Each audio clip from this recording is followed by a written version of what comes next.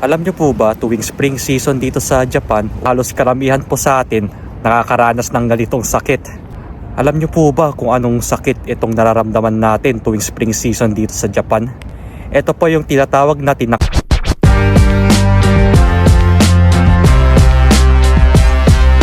Hello po, good afternoon po sa inyong lahat guys. At ayun, kaka-out ko lang po sa trabaho. Ang oras nga pala natin ay 5:35 na ng hapon. Bale, pauwi na ako ng bahay para po makakain na tayo ng hapunan. Siyempre, bago ako umuwi, dadaan muna ako ng Family Mart para makakain tayo ng merienda kahit konti. At ganitong oras nga ay maliwanag na dahil March na po at spring season na kasi dito sa Japan ngayon. Weather check muna tayo, 9 degrees Celsius po dito ngayon. At nararamdaman ko po ngayon na medyo malamig pa rin ng ganitong oras. Grabe, hinihingal ako ngayon. Kasi ang hirap magbisikleta, lalo na medyo malakas yung hangin ngayon. At buti na lang talaga na maaga kami nag-out sa trabaho kahit wala kaming overtime. Dala na rin sa pagod naming lahat yun. Grabe din, sobrang busy po sa amin ngayon. At buti na lang may trabaho tayo na naiiwan palagi. Ang hirap naman po kasi pag wala na tayong gagawin Yun po yung nagpapatagal ng oras guys pag wala tayong ginagawa. Kaya mas okay na yung busy tayo at maraming ginagawa para mabilis yung oras. At hindi na natin namalayan na uwian na pala.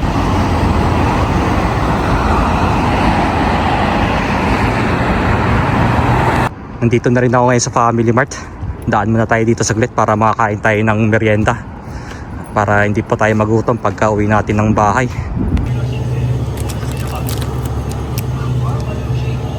So ito po, meron na tayong nabiling pagkain dito sa Family Mart. At naisip ko na rin na dito na lang kumain sa labas para po maramdaman natin yung lamig ng hangin dito.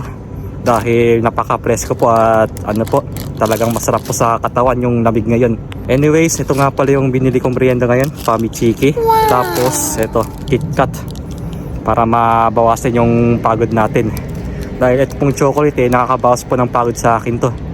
Bale, ito na yung unahin kong kainin ngayon, Famichiki. After nito yung chocolate na. Ito mainit-init pa. Ito yung nagugustuhan ko sa Famichiki, pagka iserve sa'yo mainit at bagong luto. Tignan nyo po, malaki yung manok.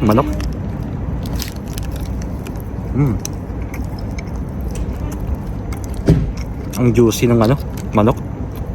Kaya ito yung nagustuhan ko. Sarap.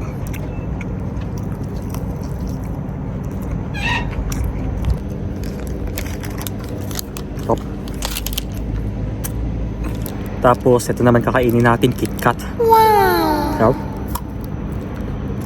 Medyo nakakagutom lang ko ngayon.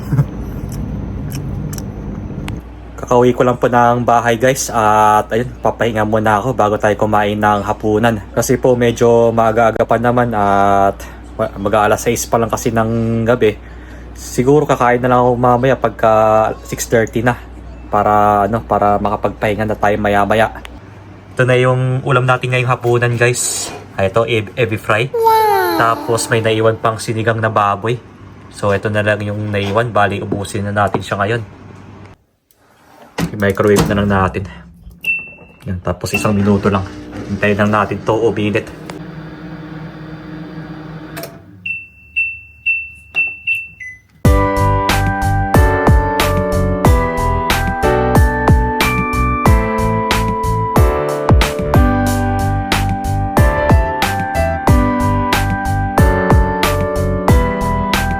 Kakatapos ko lang po maligo at maglalagay muna ako ng Melano CC para sa mukha natin. Ayun, medyo mahapdi pa yung mukha natin dahil nga nagda-dry pa po yung yung face natin. At buti na lang meron tayong pinapahid nito. Ayan. Habang malamig pa po yung panahon, syempre papahid pa tayo nito. Okay po, magsa-shoutout muna tayo. Eto, sabi ni Sir Iceman 5520, pa-shoutout naman kami ni Mrs. ko. Ayan po, shoutout po sa inyo Sir Jimmy and Claire Punsalang from Apalit, Pampanga. Ayun po, maraming salamat po sa panonood ng aking vlogs. At ingat po kayo palagi dyan sa Pampanga. Alam nyo po ba yung paborito kong pagkain sa Pampanga? At yun po yung sisig. Wow. Dahil yan po yung gusto kong balik-balikan pag umuwi ako ng Pilipinas. Lalong-lalo na po, mas masarap kumain ng sisig pag sizzling plate pa yung ginagamit. Dahil yun talaga yung namimiss kong pagkain. Dati nga po pag wala akong ginagawa, tapos Sabado nun, minsan Sabado, Linggo, nagluluto po ako ng sisig, pero minsan lang po yun minsan lang po ako magluto. Dahil alam niyo naman po na mataas po yung cholesterol ng sisig. Kaya kaya medyo iwas-iwas muna po tayo sa mga mamantika para hindi tayo ma-high blood. Okay lang po yung paminsan-minsan tayong kumain, basta wag lang po araw-araw. Para maging good lagi yung kalusugan natin at wala pong mangyari sa atin, di ba po ba? Next naman po magpapa-shoutout, ito po kay Sir Max Martizano 2116, shoutout po sa inyo. At shoutout na rin po sa nanay nyo na si Ma'am Elisa Casabol Martizano. And happy 86th birthday nga po pala sa inyo, ma'am. And ingat po kayo palagi dyan. At syempre po, maraming salamat po sa panonood ng aking vlogs. God bless you po. At sa mga gusto pang magpa-shoutout dyan, mag-comment lang po kayo dito at shoutout ko po kayo sa susunod na mga vlogs ko. Heto po, magsasagot lang tayo ng mga comments dito nung sa last na vlog ko about sa presyo ng gold. Ito po, unahin natin kay Ma'am Marites Perez 3537. Ang sabi niya, ang jewelries at mga lupain, ito yung talagang magandang investments po. Tumataas talaga ang value ng mga yan. Salamat po sa inyo. Good choice of content. Take care. Ayun po, tama po yung sabi ni Ma'am dito na yung jewelries katulad ng mga ginto, ito po yung mga magandang investments, lalo na po sa mga long term investments. Ito po yung the best po para sa akin. At syempre yun, lupa. Yun po yung maganda rin i-invest kasi pag bibili kayo ng lupa at kung balak nyo ibenta yan sa darating na ilang taon yan, tumataas po ang value niyan, yung mga lupa sa Pilipinas. Kaya yun po yung kagandahan pag mag-i-invest po tayo sa Pilipinas, na meron po dapat tayong lupa kasi alam nyo naman po na habang tumatagal yan, tumataas ang value niyan. Pero dito po sa Japan, kabaliktaran po yan. Kasi pag once na bibili kayo ng lupa at bahay, kapag tumatagal yan, lalo pong bumababa ang value niyan. Kaya ito po yung kaibahan dito sa Japan. Kapag may lupa kayo at tumagal-tagal ito, bumababa po yung value. Pero pag sa Pilipinas po na may nabili kayong lupa or kung anumang lupa yan, pagka tumatagal-tagal yan, tataas po yung value niyan. Kaya yan po yung the best na investment para sa akin. Pero ang gold, tulad ng mga jewelries, alahas, kahit saang bansa pa po yan, pare-pares din po yan na tumataas ang halaga niyan. Kaya kahit saan po yan, ganyan. At ito po, next naman po tayo mula kay Ma'am Gita Daily 88. Ang sabi niya, nung isang araw nga nagtatlong lapad yung 1 gram 24 karat. Napapadaan kasi ako palagi sa may Kaitori na store on the way home. Okay, yung meaning nga po pala ng Kaitori is yung pagpo-purchase ng mga alahas. Ito sabi niya na nagbebenta or bibili man. Ayun po yung ibig sabihin niyan. Yes po, nung Monday, ang alam ko Monday is umabot na naman po ng 3 lapad yun, 1 gram ng 24 karat. At naitala pa nga ito na highest record na nasa 30,315 yen. Kaya yun na po yung naitala nila na highest record ng presyo ng gold nung Monday. Kaya pag i-convert natin yung 30,315 sa peso, ito po yung halaga niyan. Nasa 11,293, sabi natin 294 pesos. Yan po yung 1 gram niya nun. So, ayun lang po. Sa mga gusto pang magtanong dyan, mag-comment lang din po kayo dito at sasagutin natin yung mga katanungan ninyo. Ayun lang po. Magpapahinga na muna po ako at syempre mag-i-edit pa ako ng mga vlogs ko para meron po akong may upload at may mapanood din po kayo sa akin. Bale, tutuloy ko na lang po itong vlog ko bukas pagising ko ng umaga. Ayun po, good night po sa inyo and oyasumi nasai. Good morning guys! Ayun po, kakatapos ko lang maligo at magpe-prepare na ako ng babaunin ko ngayon. At syempre bago ako umalis papunta ng trabaho, kakain na muna ako ng breakfast. Time check muna tayo, 7:12 na po ng umaga. At yung pasok ko nga pala mamaya ay 8 AM po. Bali meron pa tayong 45 minutes mahigit para makapag-prepare. So ito na pa yung baon ko. Ayan, ebi fry. 3 piraso po yung babaunin ko ngayon. At ito yung kakainin natin ngayong breakfast. Ito rin, ebi fry na 2 piraso. Dahil medyo kukunti lang kasi ako kumain minsan eh. Kaya mahirap din kasi mabusog. Baka antukin tayo bigla. Tsaka ito, tubig. Lagayan ng tubig natin. Kain na po tayo at hindi rin mawawala ang kape ngayong almusal. Kaya haluin na lang natin muna. Bago po tayo kumain, magdasal muna tayo.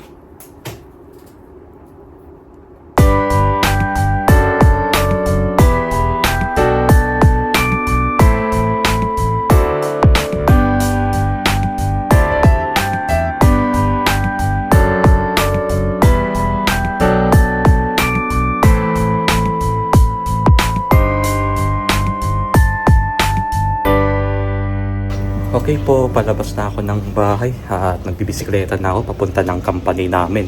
Bale, meron pa tayong 30 minutes bago tayo makapag-start sa trabaho. At yung ibabike naman natin 10 minutes lang naman po. Medyo malapit lang po yung company na pinapasukan ko ngayon.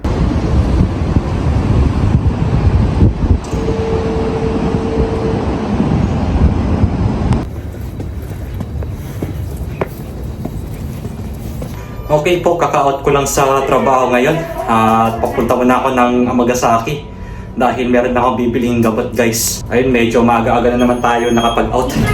Wala rin tayong overtime. Sana pagdating ng araw mabigyan tayo kapag busy na talaga yung natin, yung trabaho natin. Dito muna po ako ngayon sa may park at magpapahinga lang po tayo saglit bago tayo pumunta ng drugstore para makabili tayo ng gamot. Time check, 5:40 na po ng hapon at medyo maliwanag pa rin dito sa lugar namin. Bale, meron lang po ako ikukwento sa inyo ngayon. Alam nyo po ba, tuwing spring season dito sa Japan, halos karamihan po sa atin nakakaranas ng ganitong sakit. Alam nyo po ba kung anong sakit itong nararamdaman natin tuwing spring season dito sa Japan? Ito po yung tinatawag natin na kafunsho or sabihin natin na pollen allergy sa English. Alam nyo po ba ang kafunsho dito sa Japan, ito yung tinatawag natin na pollen allergy. At kahit sino po sa atin nakakaranas ng ganitong sakit at nagmumula ito sa mga puno-puno. Bale, ito sa kinukuhanan kong video ngayon, ito nga pala yung sample ng pollen. So nakikita nyo pa lang dito na medyo maliit pa lang at pausbong pa lang ito. At kapag once na lumaki ito at sinabayan pa ng init na panahon, saka ito puputok at dito na magsisimula na kumalat sa atin. Para po sa mga kababayan natin na nakatira dito sa Japan, magdoble ingat po tayo at uso na naman po ang kafunsho. Kaya kailangan pag lumabas tayo ng bahay, wag na wag po natin kakalimutan magsuot ng face mask. Kaya mas mahirap po talaga guys pag pumutok yung pollen at kakalat yan sa kahit saang parte ng lugar dito sa Japan. Yung kapunsyo nga po pala ay yung sakit dito or yung pollen allergy. Yung tinutukoy ko pa na yung lilipad lalo na pag malakas yung hangin, yun po yung tinatawag natin na pollen. At ito po yung nararamdaman natin na sakit kapag nagkakaroon tayo ng kapunsyo. Tulad na lang ng pagbabahing. Yung madalas na pagbabahing natin, tapos pananakit din ng mata or pangangati. Ayan, naranasan ko po yan dati na sobrang hapdi ng mata ko, lalo na po nung nagbibisikleta ako tapos sinabayan pa ng malakas na hangin nun. Naalala ko yun last year yun, sa tuwing ganun na nagbabike ako, sobrang hapdi po ng mata ko nun. Talagang gusto kong ipikit ng ganun kaso hindi pwede, baka po madisgrasya tayo lalo na po nagbibisikleta tayo. At syempre sinisipon din tayo. Ayan po yung mga causes ng kafunsyo dito. Lalo na po mahirap yun pagka bumara yung ilong natin. Ayun po. At ayun, sa ngayon yun lang muna po yung alam kong mga epekto na sakit pag mayroon tayong kafunsyo. At mag-comment na lang po kayo dito kung ano pa yung mga ibang mga sakit na alam nyo guys, or yung mga naramdaman nyo, or yung mga naramdaman nyo dati nung nagkafunsyo kayo or ngayon, para po malaman din natin. Okay po, nakabili na rin ako ng gamot kanina sa may pharmacy dito. At dadaan muna ako dito sa may Burger King dahil gusto kong bilhan ng pasalubong si Rika Chang. Hindi naman ako masyadong kumakain ng burger, siguro magpa-fries na lang ako pagka kain natin ng hapunan sa bahay. Si Rika Chang po nag-request sa akin na bilhan ko daw siya ng Burger King bilang pasalubong ko sa kanya. Dahil nga nagkikrave ulit kasi siya ng Burger King ngayon. Okay po, andito na tayo sa Burger King at papasok na tayo para mag-order. So this is it, naka-order na tayo ng Burger King at nag-take out na lang ako para kay Rika Chang to. Bumili na rin ako ng pagkain ko dito na Coke tsaka fries sa loob. Dahil hindi naman po ako masyadong kumakain ng burger Pasalubong. Burger King. Kanina nga po pala, bago ako umuwi ng bahay, dumaan na rin ako ng drugstore para po bumili ng gamot para sa kafunsyo or tinatawag natin na pollen allergy dito sa Japan. Ayun nga po, sinasabi ko naman po sa inyo kanina na ito yung struggle namin dito sa Japan tuwing spring season, ang magkaroon ng kafunsyo. Halos karamihan naman po sa atin nakakaramdam ng kafunsyo. Kaya ito nga po pala yung nabili kong gamot kanina. Ito nga. Bumili po ako ng rhinitis medicine at isa po itong legit para mawala po yung yung ka-funsyo sa katawan natin. Mas maganda na uminom tayo ng ganito. At marami po kasi sa atin na mga kababayan nating mga Pinoy din na nandito sa Japan ay ito, recommended po yung gamot na to. Kasi medyo hindi ko po kasi mabasa yung kanji. At ayun po, tignan, ito na lang po yung bilhin ninyo kung may ka-funsyo po kayo. Or kung kung mas maganda po na bumili na po kayo habang wala pa po kayong ka-funsyo in case na in case ready po kayo. Ito nga, medyo may kamahalan po ito. Pero okay na po ito, at least po, makainom tayo ng gamot kung sakaling tamaan po tayo ng ka-funsyo or pollen allergy. At nabili ko nga ito sa halagang 2,000 yen mahigit po. Ayan po yung presyo niya, isang box ng ganito. So pag bubuksan natin ito, bubuksan ko na po siya guys Kasi ayan, ito pa yung laman niya na na gamot. Bali meron siyang tatlong banig. Ayan. Para mainom natin in the future kung sakaling tamaan po tayo. Yung sa akin po kasi medyo medyo napapadalas na rin yung pagbahin ko kanina dahil na rin po sa pollen allergy. At syempre, kailangan paglabas natin ng bahay, meron dapat tayong face mask. Ayan, para po hindi pumasok yung pollen sa ilong natin, kailangan natin magsuot nito. Sa mga sa mga natatamaan din sa mata na katulad ko nung last year na sobrang hapdi po yung naramdaman ko nun dahil po sa ka-funsyo, kailangan din po meron kayong salamin or eyeglasses para po maprotektahan din yung mata natin. Kaya yun po yung mas safe guys, may face mask tayo tapos meron din tayong salamin pag lalabas tayo ng bahay. Dahil kahit saang puno po yan meron pong mga pollen, mga pollen or tawag doon. Basta pollen yung lumilipad para hindi po tayo kapitan ng sakit na ka-funsyo. And last, ito, meron din pala akong gamot dito sa sipon. At ito po, marirecommend ko din sa inyo to. Ano po ito guys na siya rhinitis medication nasal spray. Pag sinisipon po kayo or kunwari pag nababahing kayo, pwede nyo naman po i-spray ito sa ilong ninyo. Ayan po yung itsura niya. Ito po yung pindutan ng spray niya. Ipupush nyo lang yan para lumabas yung gamot at pumasok sa ilong nyo. Ang kagandahan dito, menthol po ito Kapag barado po yung ilong nyo, saka nyo siya i-spray. Ito po yung kagandahan. Medyo, medyo maginhawa rin po kasi ito kahit na may sipon po tayo. Ayun, bagay din po ito sa mga, sa mga sinisipon or nagbabahing pag merong pollen allergy. Ito nga po yung pangalan nito guys. Ayan, basahin po natin. Hanamizu Hanazumari.